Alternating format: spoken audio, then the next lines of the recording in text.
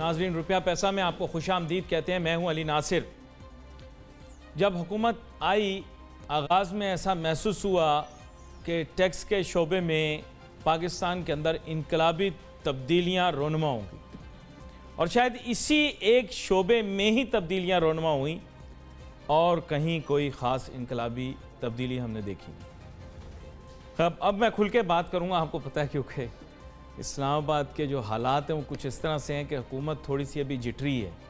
तो जब जिटरी हो जाती है ना तो फिर सुनती है हुकूमत बात। ये मैंने देखा है, अमूमन हुकूमतें जो होती हैं ना, जब शुरू में आती हैं तो सानू कोई कुछ नहीं कह सकता, असां किसी दी नहीं सुननी, हम ये कर देंगे, हम वो कर देंगे। फिर आहिस्ता आहिस्ता कुर्सी के पाए ज़रा से विंगे हो जाते हैं, कुर्सी हल्की सी डगमगाना शुरू हो जाती है, कुछ उसके पाए जो हैं वो इस तरह की सूरत हाल में आ जाते हैं, किसी वक्त टूटें तो कुर्सी भी टांगे की तरह उल्हार हो जाए। फिर सब लोग एहतियात से कुर्सी को पकड़ लेते हैं और लोगों की बातें सुनना शुरू कर देते हैं। तो अब थोड़ी सी सर बातें सुने अच्छी बात यह कि इन्होंने बड़ी सख्त पॉलिसियाँ अडॉप्ट की, इसको भी पकड़, उसको भी पकड़, इसको टैक्स ग्रुप, उसको भी इधर लेकर आओ।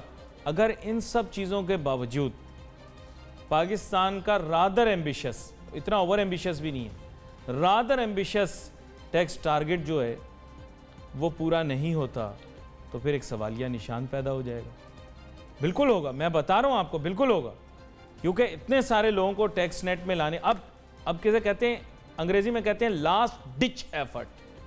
तो अब इन ऑर्डर टू कंप्लीट, ना आओ देखेंगे, ना ताओ देखेंगे, कुछ भी करके जो है अब ये कोशिश करेंगे आखिर में ये पूरा करने की कोशिश करें, आखिर में पूरा करने की कोशिश। भाई मैं बिल्कुल सच्ची बात करता हूँ। मेरे फाजिल मेहमान मुझे कह रहे थे आज कि तमहीद में आप बहुत उल्टा सीधा बोल देते हैं, वो मामला बहुत आगे बढ़ जाता है।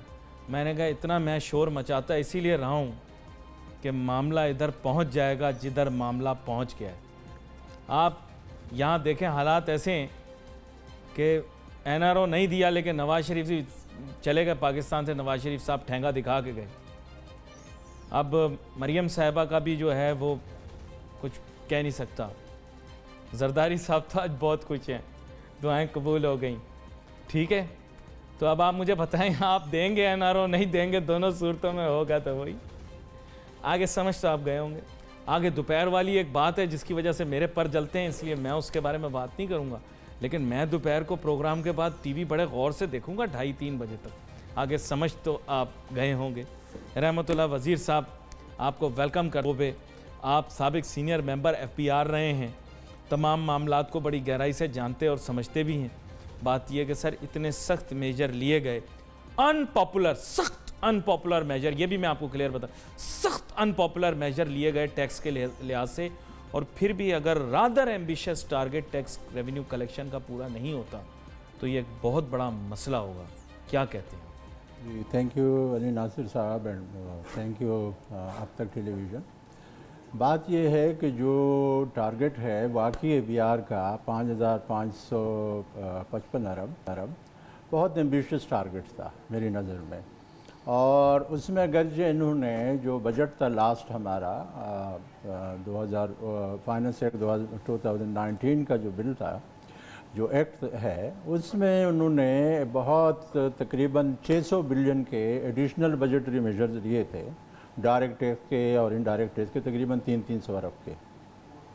और इसके अलावा इन्होंने कहा कि जी हम एफर्ट से भी बजट का 5,555 कर लेंगे। लेकिन मेरी नज़र में जो तकरीबन शुरू में, साल के शुरू में तकरीबन 37% के ग्रोथ से उनको करना था, वो अब 17% हो गया है। तो एक बहुत बड़ा गैप नज़र आ रहा है 17 और 37 में, तकरीबन 20% का गैप है। तो बाज़ाहिर ऐसा नज़र आ रहा है कि अगर कुछ एफर्ट्स और बढ़ जाएं और 17 से 20 भी कर दिया जाए तो फिर भी जो तकरीबन 17% का जो गैप होगा वो रह जाएगा। तो मेरी नज़र में जो इतनी एफ़र्ट्स के बावजूद अगर APR कोई 4,600 और 4,700 के दरमियान बजट कर लेता है इस साल का, तो ये भी APR की बड़ी कामयाबी होगी, क्योंकि इस वक्त जो है वो इकानमी में स्लो डाउन है। 4,700 आप बोले? 4,700 बिलियन की बात मैं कर रहा हूँ।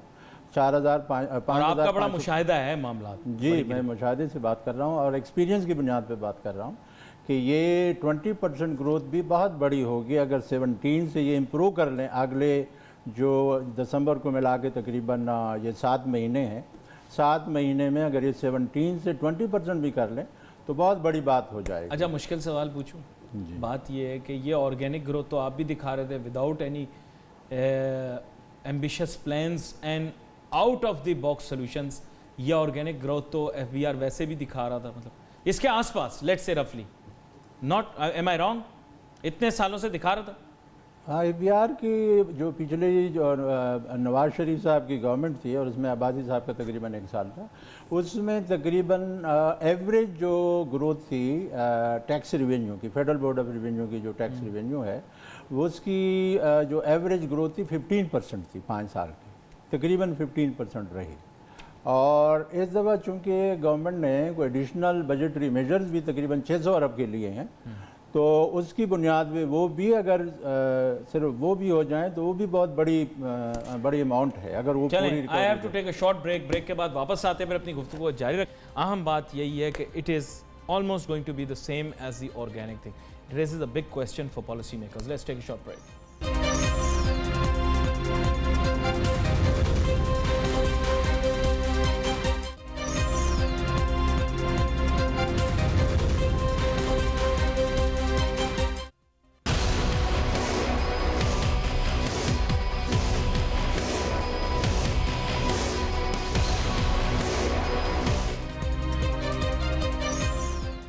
کیا کروں, پھسلن میں پیر رکھنے سے پہلے 100 مرتبہ سوچتا ہوں.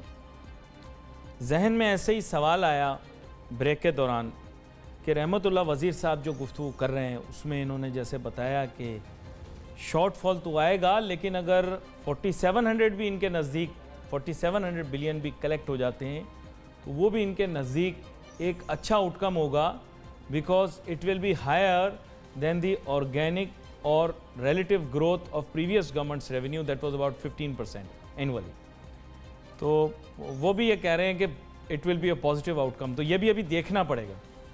تو بات یہ میرے ذہن میں سوال آیا کہ پھر تو بجٹ ڈیفیسٹ کریٹ ہو جائے گا. بھائی ظاہری بات ہے جب آپ کے پاس ریونیو نہیں آئیں گے جو آپ نے اسٹیٹ کیا ہے تو آپ کا بجٹ ڈیفیسٹ کریٹ ہو جائے گا. تو وہی سوال میں نے بریک میں ان سے پوچھا, اسی کا جواب میں ان سے لیتا ہوں کہ جناب یہ جو بجٹ ڈیفیسٹ پھر کریٹ ہوگا تو پھر کیسے کور ہوگا یہ. جی اس میں 2 چیزیں ہیں. ایک تو انہوں نے جو ایشین ڈیولپمنٹ بینک سے بجٹ سپورٹ لیا ہوا ہے $1 بلین کا, ٹوٹل تو $1.3 بلین کا لون ہے, میرا خیال ہے تھوڑا سا ہائر انٹرسٹ ریٹ پہ ہے, 4% پہ ہے, لیکن جو ایمرجنسی لون ہے چونکہ وہ ایک بجٹری سپورٹ میں آئے گا. یعنی $1 بلین کا مطلب یہ ہے کہ 155 ارب روپے کا وہاں سے کور ہو جائے گا. Can I say that they've already preempted کہ ان کو ضرورت پڑے گی تبھی انہوں نے فوراً لیا ہے؟ ہاں جی آپ نے ٹرم یوز کی ہے ایک اسپیسیفک اس لون کے لیے. جی ایک یہ ہے کہ یہ بجٹ سپورٹ کے لیے لیا گیا. دوسری بات یہ ہے کہ یہ کہہ رہے ہیں کہ جی ہمارے جو نان ٹیکس ریونیو ہے اس میں کوئی 400 ارب کا اضافہ ہوگا. انیشلی انہوں نے اسٹیمیٹ کیا تھا 1200 ارب کا, اب یہ کہہ رہے ہیں کہ تقریباً 1600 لگ بھگ ہوگا, تو 400 ارب وہاں سے کور ہو جائے گا. تو یہ جو نہیں تو اس میں پرائیویٹائزیشن پروسیڈز ہیں زیادہ نان ٹیکس ریونیو کے. پرائیویٹائزیشن پروسیڈ تو ابھی تک کوئی آئے نہیں ہیں, اور آگے اگر کچھ آ گیا, لیکن وہ کہہ رہے ہیں کہ شاید اسٹیٹ بینک کا اور باقی کچھ اور ایس او ایز جو ہیں ان کے پروفٹس. جی ہاں, اس میں اسٹیٹ بینک وغیرہ کی کہہ رہے ہیں کہ جی ہمارے پاس ایڈیشنل ریونیو آئے گا, اور کچھ شاید پرائیویٹائزیشن سے بھی ہے, لیکن 400 ارب کا کہہ رہے ہیں کہ جی یہ ہمارا اضافہ ہوگا. تو 400 اور 155 تو یہ 555 ارب روپے تو تقریباً یہاں سے کور ہو جائے گا. تو یہ تقریباً ہو جاتا ہے 5200 کے قریب ان کا ہو جائے گا, 5300. پھر بھی وہ 300 ارب کا جو شارٹ فال ہوگا ریونیو کا وہ رہے گا ان کا. یعنی یہ آپ نے بریک ڈاؤن دے دیا کمپلیٹ, کیونکہ میرے ذہن میں جو سوال تھا اچھا ہے آپ نے اس کے اندر وضاحت کر دی. سر ایک چیز میں آپ سے جاننا چاہوں گا, اب یہ پھر آپ آتے ہیں مشکل سوال ہی پوچھتے ہیں, کتنا اصلاحی پروگرام پر عمل ہوا ہے؟ اصلاحی مطلب ریفارم پروگرام, کتنا ریفارم پر کام ہوا ہے اس پچھلے عرصے میں, یہ مجھے کلیئر. یہ ریفارم پہ تو انہوں نے دیکھا نا, انہوں نے جو انیشلی ڈاکومنٹیشن کی بات کی لیکن ہمارا جو ٹیکس پیئر ہیں، خاص کر جو اسمال ٹیکس پیئر ہیں، انہوں نے ٹریڈرز نے بہت شور کیا، اور پھر فائنلی ان کو اس پہ کمپرومائز کرنا پڑا ہے۔ تو میرا تو خیال ہے کہ جو ڈاکومنٹیشن کی بات تھی اس میں تو اتنا حکومت بہتر کارکردگی نہ دکھا سکی۔ البتہ یہ ہے کہ جو زیرو ریٹنگ سیکٹر تھا، وہ زیرو ریٹنگ کا انہوں نے لوکل سپلائی کا اور لوکل سیلز کا انہوں نے زیرو ریٹنگ جو ہے وہ ختم کر دیا ہے، ٹیکسٹائل سیکٹر کا، اور یہ جو 5 سیکٹر ہے اس کے ساتھ ریلیٹڈ۔ اور میرا خیال ہے کہ یہ گورنمنٹ کی ایک کامیابی ہے کہ وہ زیرو ریٹنگ سے نکال کے تاکہ ڈاکومنٹیشن ہو۔ اور لیکن ریفنڈ بھی تو اب جلدی دینا پڑے گا نا واپس۔ پہلے ریفنڈ لٹکا کے تھوڑا عرصہ پیسے رکھ لیے جاتے تھے، اب تو ریفنڈ نہیں لٹکا سکتے۔ میں نے سنا ہے کہ اب ریفنڈ جلدی دینا جی جی، انہوں نے ساتھ میں یہ کمٹمنٹ کی ہوئی ہے کہ ریفنڈ دیں گے، اور میرا خیال ہے کوئی 30 بلین روپیز کے انہوں نے جو بانڈز ہیں، ریفنڈ بانڈز انہوں نے ایشو کیے ہیں جو 3 سال کے لیے ہوں گے، اور اس پہ اسٹریٹ ایک ریٹ ہے سمپل پر اینم 10% کا۔ تو یہ 30 بلین کے انہوں نے زیادہ تر ایکسپورٹ سیکٹر کو 30 بلین کے روپیز کے انہوں نے بانڈز ایشو کر دیے ہیں ریفنڈ۔ ٹھیک ہے جی ہاں، یعنی لیکن پھر بھی نان دا لیس میں آپ سے یہ جاننا چاہتا ہوں کہ اگر سارے ریفارمز ان پلیس بھی ہو جاتے، how much could have they begged as additional revenue? Let's talk numbers. میرا تو خیال ہے کہ جو ایڈیشنل ریونیو ریفارم سے ابھی آنا تھا وہ تو اس سال میں نہیں آئے گا، وہ تو ایک لانگ ٹرم کی بات ہے۔ اور ایڈیشنل ریونیو ڈاکومنٹیشن سے یا ریفارم سے جو نئے ٹیکس پیئر بھی آ رہے ہیں ان کے پاس، ان کی بھی ریٹرن دیکھنے کی ضرورت ہے کہ آیا وہ ٹیکس بھی ان میں بڑھایا ہے یا نہیں ہے، کیونکہ جو ٹیکس ہے ایکچوئل جو کوانٹم آف ٹیکس ہے اور کوانٹم آف انکم ہے وہ کتنا انہوں نے دکھایا ہے۔ Let me just come back to this. Reform primarily focuses on reducing corruption in the FPR، اس پہ کیا کام ہوا ہے مجھے بتائیں نا سر۔ اس پہ تو آپ لوگ کاغذ لکھتے رہے، پیپرز لکھتے رہے، آپ تو پالیسی کے معاملات کو دیکھتے رہے، اس پہ بتائیں مجھے کیا پیش رفت ہوئی ہے۔ اس میں تو انہوں نے کوئی خاطر خواہ کوئی کام نہیں کیا ہے، اور میرا خیال ہے کہ جو کرپشن کا لیول ہے FBR میں وہ ڈاکومنٹیشن سے ہی کم ہو سکتا ہے، اور انفارمیشن کمیونیکیشن ٹیکنالوجی کا استعمال سے کم ہوگا۔ اور وہ میرا خیال ہے ابھی انفارمیشن کمیونیکیشن ٹیکنالوجی کا انہوں نے کوئی بیس زیادہ بڑھایا نہیں ہے۔ البتہ انہوں نے جو ریفنڈ ایک سینٹرلائز سسٹم ہے، اور سینٹرلائز سسٹم سے ریفنڈ ایشو ہو رہا ہے، جس میں ڈائریکٹ ٹیکس کے بھی ریفنڈ انہوں نے ایشو کیے ہیں اور انڈائریکٹ ٹیکس کے ریفنڈ ایشو کیے ہیں، اس سے البتہ کرپشن میں خاطر خواہ کمی ہوئی ہوگی، کیونکہ اس میں جو لوگ ہیں جو فیلڈ کے افسران ہیں وہ ان کا کوئی انٹریکشن نہیں ہے ٹیکس پیئر سے، اور ڈائریکٹ APR سے ایشو ہو رہا ہے۔ Sir, partially you are a finance guy, if I'm correct. So that makes number crunching very important. Issue یہ ہے کہ ہمارے ملک کا، مجھے جو زیادہ تر لوگ FBR کے پروگرام میں آتے ہیں وہ بتاتے ہیں، بڑا چنک جو ہے وہ کسٹمز کلیکٹ کر کے دیتا ہے۔ ایون کہ اور ٹیکس کی مد میں بھی جو چیزیں لی جاتی ہیں کبھی کبھار وہ کسٹمز یعنی ٹریڈ ایسوسیٹڈ ہوگا، اور پرائمرلی دیٹ از امپورٹ، کیونکہ آپ کو پتہ ہے ایکسپورٹ کے اوپر تو ہمارے یہاں ریلیف ہے، ٹیکسیشن تو میرے خیال اس کی بہت منیملسٹک لیول ہے، if I'm correct۔ مجھے یہ بتائیں کہ ابھی یہ کہہ رہے ہیں کہ ہم نے امپورٹس ریڈیوس کر دی ہیں، تو امپورٹس ریڈیوس کرنے کی وجہ سے ہی تو یہ شارٹ فال نہیں آ رہا؟ امپورٹ ریڈیوس کرنے سے بھی شارٹ فال ہے، کیونکہ جو مثلا انہوں نے یہ کہہ رہے ہیں کہ تقریباً $5 بلین کے قریب امپورٹ میں کمی ہوئی ہے پچھلے 5 مہینے میں۔ رائٹ، تو $5 بلین کا مطلب ہے تقریباً 800 بلین پاکستانی روپیز میں، اور جو ایفیکٹیو ریٹ ہے تمام ٹیکسز کا، جس میں انکم ٹیکس کی ود ہولڈنگ ہے، سیل ٹیکس ہے، فیڈرل ایکسائز، کسٹم ڈیوٹی، اور جو وغیرہ وغیرہ، یہ جتنے بھی ڈیوٹیز وغیرہ شامل ہیں، RD ہے ریگولیٹری ڈیوٹی، وہ ان تمام کا کمیولیٹیو ایفیکٹ ہے تقریباً 27%۔ تو آپ اگر 27% سے اس کو کیلکولیٹ کر لیں تو تقریباً 240 ارب روپے کے قریب، 230، 225 اور 240 کے درمیان اتنا کا ان کو نیگیٹو امپیکٹ پڑا ہوگا امپورٹ کی کنٹریکشن کی وجہ سے۔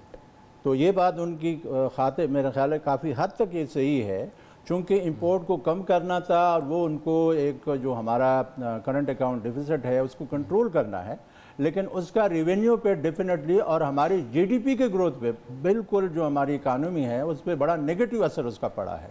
अगरचे करंट अकाउंट डेफिसिट को कंट्रोल किया है हुकूमत ने काफ़ी हद तक, लेकिन हमारी जीडीपी ग्रोथ पे उसका नेगेटिव इम्पैक्ट पड़ा है और हमारी रेवेन्यू पे तो बहुत बड़ा, यानी तकरीबन 225, तो आप समझ लें कि इतना तो इनके ऊपर फर्क अच्छा, पड़ा अगर रेवलेशन ये आई, मैं एक बात करूं, अगर ये रेवलेशन आई कि पिछले सालों में जो इंपोर्ट्स बढ़ रही थी, basically there were imports of machinery and capital goods, और this time they are the things that have not come into Pakistan, then definitely what you are saying not only gets a credence, but additionally ये चीज़ वो GDP growth rate और overall large scale manufacturing के लिए एक मस्बत चीज़ नहीं तस्वुर की जाएगी अगर इस मुल्क के अंदर मशीनरी नहीं आई उस तनासुब से। क्या कहते हैं आप? बिल्कुल, मैं आपके साथ एग्री करता हूँ। मशीनरी की जो इंपोर्ट है उसमें डिक्लाइन है, इसके अलावा जो बाकी इंपोर्ट है, जो रॉ मटेरियल वगैरह है, उसमें भी कमी है। हाँ, और वो भी इंडस्ट्रियल प्रोडक्शन की तरफ ही जाती है। कमर्शियल इंपोर्ट में भी कमी है।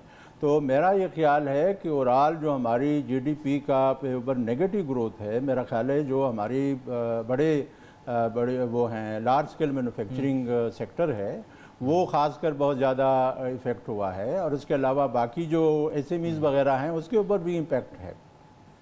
तो मैं समझता हूँ कि अगर हुकूमत ने कोई इसके लिए इंतज़ाम नहीं किया या इकानमी के अंदर हुकूमत ने कोई लोन इंजेक्ट नहीं किया, low interest rate bearing loan inject नहीं किया, ख़ासकर नौजवानों के लिए और दूसरे लोगों के लिए, ताकि वो कारखाने लगाएं और वो एक्सपोर्ट रिलेटेड कारखाने हों, इसके अलावा हुकूमत के पास कोई और ऑप्शन नहीं है, क्योंकि इकानमी की ग्रोथ की ज़रूरत है। कामरान मतलब वो किया है ना, नौजवान प्रोग्राम बनाया है, वो कोशिश तो की है।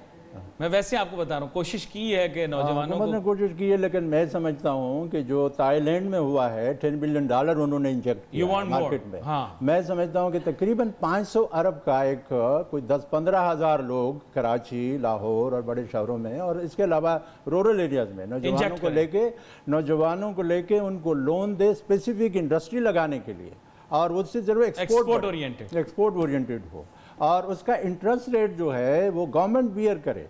यानी अगर देखो ना 500 पे कितना इंटरेस्ट रेट होगा, अगर 13-14% भी है या 15% भी है, तो इस पे रेट सिर्फ 2-3% रखे, और बाकी जो 12-13% है वो हुकूमत बियर करे। साल का कोई 50-55-60 बिलियन का नुकसान होगा हुकूमत को इस मद में, लेकिन मुल्क में इंडस्ट्री आएगी और एक स्पर होगी, इकनॉमिक ग्रोथ स्पर होगी। यहाँ पे एक छोटी सी ब्रेक लेते हैं, ब्रेक के बाद वापस आते हैं, अपनी गुफ्तगू जारी रखें।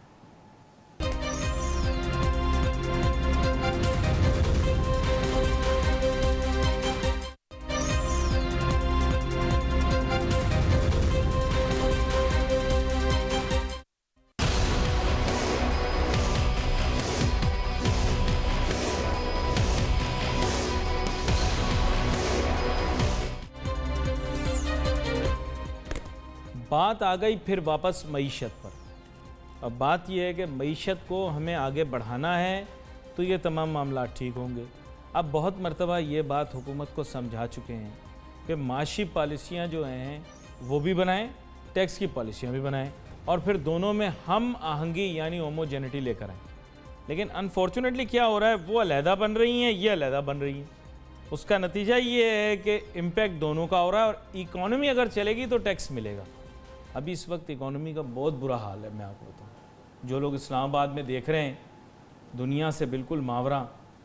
अभी मेरे फाजिल वज़ीर ही मैंने बोल दिया, सॉरी, रहमतुल्लाह वज़ीर साहब, वज़ीर भी बन जाएंगे आगे चल के मेरी, लेकिन रहमतुल्लाह वज़ीर साहब, अब बात यह गुफ्तगू हो रही थी और आप बता रहे थे इकॉनमी के मुतालिक। आपने बड़ा नोवेल आइडिया दिया कि गवर्नमेंट एक बहुत ही कम लागत के अंदर इस मुल्क में 10,000 से ज़्यादा इंडस्ट्रीज़ लगा सकती है जो हमारे यूथ लगाएं। अगर उसका अच्छा सक्सेस रेट काउंट कर लें तो मुल्क में एम्प्लॉयमेंट और इंडस्ट्रियलाइजेशन स्पर हो जाएगी, और उसमें महज आप जैसे बता रहे हैं कि सालाना 50 अरब रुपए पे ये इतनी सारी इंडस्ट्रीज़ इस्टेब्लिश की जा सकती हैं, फिर बाद में और भी बड़ी हो सकती हैं, फल फूल सकती हैं, कामयाब हो सकती हैं। एक आइडिया आपने यहाँ पे फ्लोट किया, थोड़ी सी वजाहत इसकी और कर दें, हमें ये क्लियर हो जाए। मेरा ख्याल है ये है कि जो हमारे ऐसे लोग हैं जिनके पास अपना सरमाया नहीं है, और वो इस एज ग्रुप के दरमियान है, जो मैं समझता हूँ कि 28 और 50 साल के दरमियान वाले एज ग्रुप के लोग हैं, और हमारे पास बहुत ज़्यादा लोग हैं। जो इंडस्ट्री लगाना चाहते हैं लेकिन उनके पास फंड नहीं है अपना, उसके लिए हुकूमत पाकिस्तान कोई 10-12 हज़ार ऐसे नौजवानों को ले लें और उनकी इंडस्ट्री की ज़रूरत के लिए जो फ़ंड चाहिए वो एक स्टेट बैंक, नेशनल बैंक और बाकी बैंकों से मिलके वो एक कर्ज़े का बंदोबस्त कर लें 500 अरब रुपए का। छोटे कर्ज़े से हमारी इकानमी में ग्रोथ नहीं आएगी, बड़ी हमें एक्टिविटीज़ चाहिए। जैसे थाईलैंड में हुआ है, $10 बिलियन उन्होंने मार्केट में इंजेक्ट किया है, वहाँ पे भी इकनॉमिक ग्रोथ नहीं हो रही थी।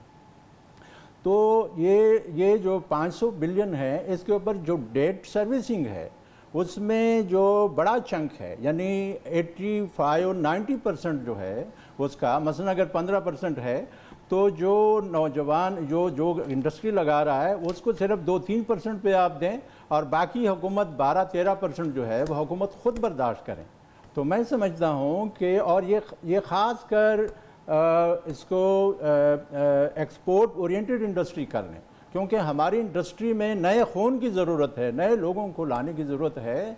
उससे हमारी इंडस्ट्री में बहुत इजाफा होगा और हमारी जीडीपी में बहुत तेज़ी से इजाफा होगा और एम्प्लॉयमेंट जनरेशन होगी। हुकूमत जो कह रही है कि 1 करोड़, पब्लिक सेक्टर में तो कोई नौकरी नहीं दे सकता, दुनिया भर में वो ख़त्म हो गया है। तो प्राइवेट सेक्टर को प्रमोट करने की ज़रूरत है, वहाँ एम्प्लॉयमेंट जनरेट होगी और हुकूमत जो चाहती है वो उतनी एम्प्लॉयमेंट वहाँ जनरेट हो सकती है। तो मैं समझता हूँ कि ये एक बेहतरीन स्कीम हुकूमत ला सकती है अगर वो चाहें।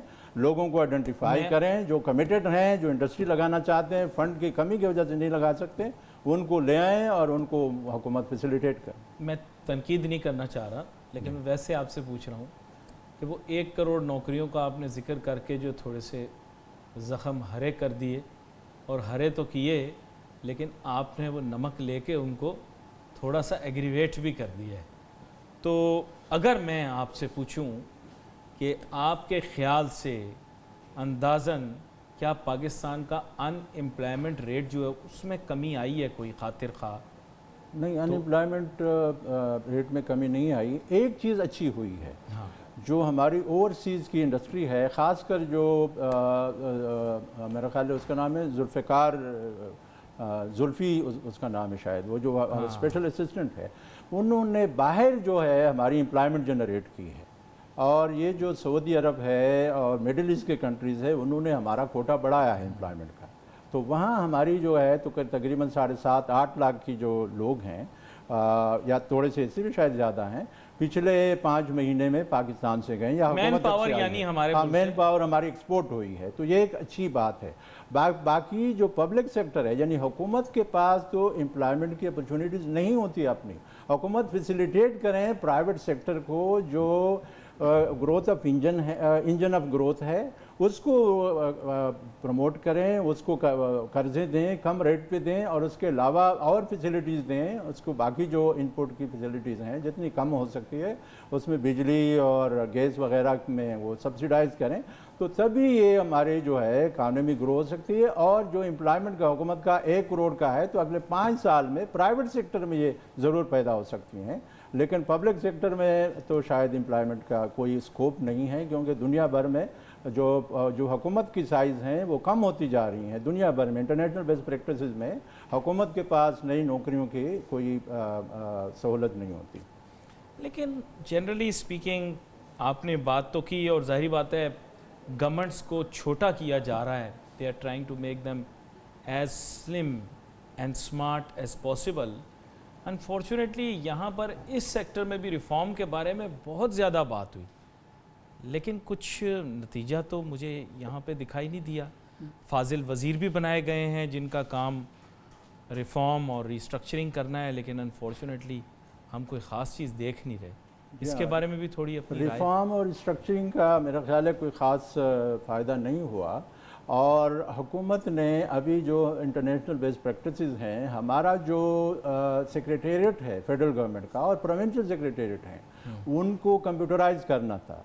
अभी इन्होंने एक कोई तानिया, कोई मेरा ख्याल है बाहर से गूगल से कोई खातून को हायर किया, वो तो आईटी के लिए डिजिटल पाकिस्तान। हाँ, उसमें ये है कि जो हमारी वो है कंप्यूटराइज होगी, तो उसके बाद जो एम्प्लॉयमेंट की होगी और रिस्ट्रक्चरिंग जो है उसके बाद उसकी हो सकेगी सही मानों में फेडरल गवर्नमेंट के मुख्तलिफ इदारों की, मिनिस्ट्रियों की। और मेरा तो ख्याल है कि डिजिटल पाकिस्तान का जो इनिशिएटिव है और ई कामर्स का वज़ीर आज़म पाकिस्तान का, मेरा ख्याल है वो एक अच्छा इनिशिएटिव है।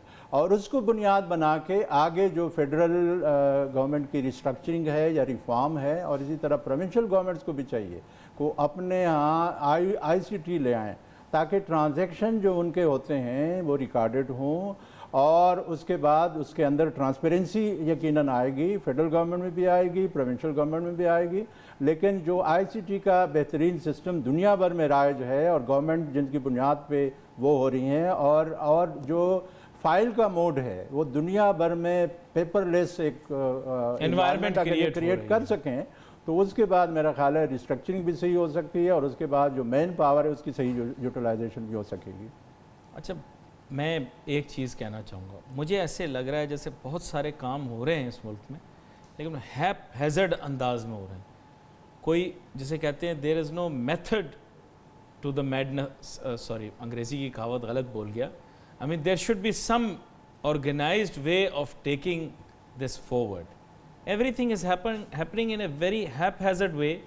Everything is happening in bits and pieces here and there. How do we join all of them together? ये मैं आपसे चाहता हूँ। मेरा तो ख्याल है कि ये बात आपने बिल्कुल सही किया। रिस्ट्रक्चरिंग का तो इन्होंने डॉक्टर रशीद हुसैन साहब की सरबराही में कमेटी बनाई थी, लेकिन उसमें एक डिस्प्यूट अराइज हुआ है। जो हमारी पाकिस्तान एडमिनिस्ट्रेटिव सर्विस हैं और पुलिस सर्विस है, इनके दरमियान एक झगड़ा वो हुआ है, और उसकी बुनियाद पे मैं समझता हूँ कि वो शायद इतनी खातिर खा नतीजा उसमें नहीं ला सके हैं।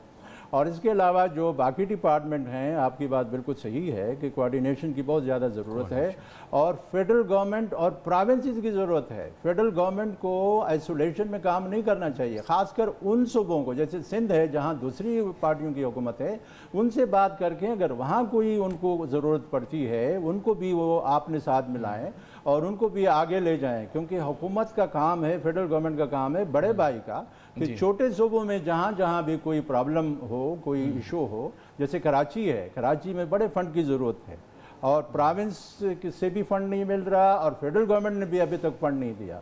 तो मैं समझता हूँ कि जब तक कि कराची को अगर आप जो हमारी इकनॉमिक हब है, फाइनेंशियल हब है, उसको अगर हम पाँव पे ना खड़ा करें, और जिस तरह ये यहाँ पे कराची में मसाइल हैं, संगीन मसाइल हैं यहाँ पे इंफ्रास्ट्रक्चर का और दूसरी चीज़ों का, तो मैं नहीं समझता कि पाकिस्तान तरक्की कर सकेगा। तो हुकूमत को चाहिए कि वो सूबों के साथ मिलके, और जो प्रोविंशियल कोऑर्डिनेशन का जो की मिनिस्ट्री है उसको मज़ीद वो करें, स्ट्रेंथन करें, और उसमें वाइब्रेंट लोगों को ले आएँ, ताकि सूबों के साथ मिलके टैक्स के निज़ाम को भी बेहतर किया जा सका, इकानमी को भी बेहतर कर सकते हैं, और बाकी जो है एजुकेशन, हेल्थ और दूसरे एग्रीकल्चर वगैरह पे सही काम हो सकता है।